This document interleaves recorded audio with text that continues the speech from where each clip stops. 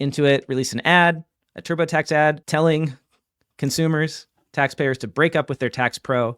And tax pros were not happy about it. And the National Association of Tax Professionals came out against it and broke up with Intuit, said, we're not going to take Intuit's money anymore. And the National Association of Enrolled Agents came out and said they weren't happy about it. And so, like, the question is, will Intuit keep airing these ads?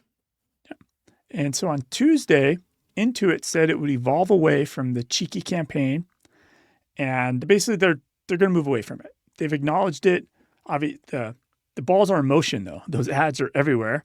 Right. And I think even a listener emailed us, and I think I've seen it. There's like online ads as well, like banner ads. Like that's the problem with an ad campaign. Like somebody can do it. You're sticking this everywhere, and now you got to reel it back in, which is very, very hard.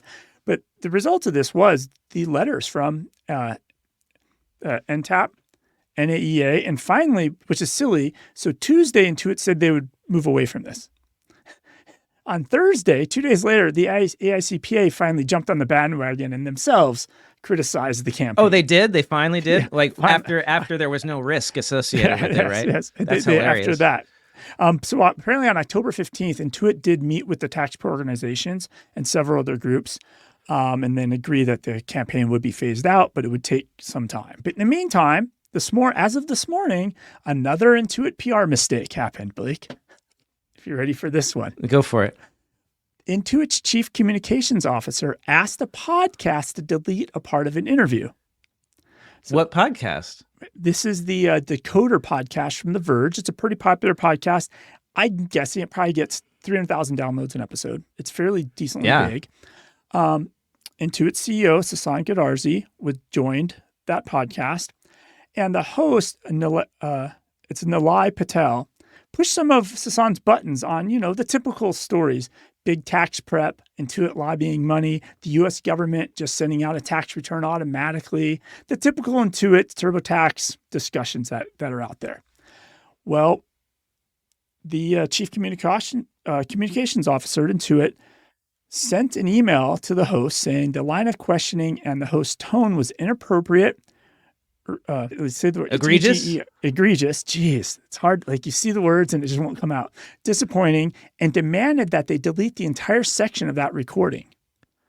Sorry, he wrote it. I missed this. What was the part that was so offensive to them? The discussion back and forth about big tax prep.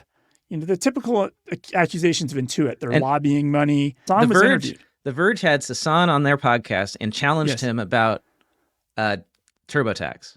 The typical TurboTax accusations, the lobbying, the shadow marketing, and all the other stuff. The typical stuff. Yeah. But that's not the real story, right? The real story is the PR comes back and wants this part deleted. And I listened to it. It really wasn't noteworthy.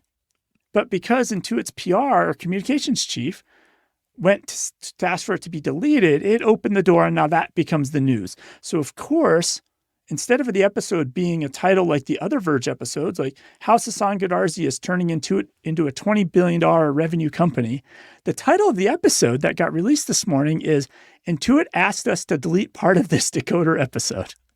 And of course, it's on a Reddit thread this morning as well now. And they took the part they wanted removed and edited it to the front of the episode and framed up how they were asked to delete it. So Intuit turned a non-story into a PR mess again. And this hasn't even gotten full legs yet. Like, how does this keep happening under Sasan's leadership?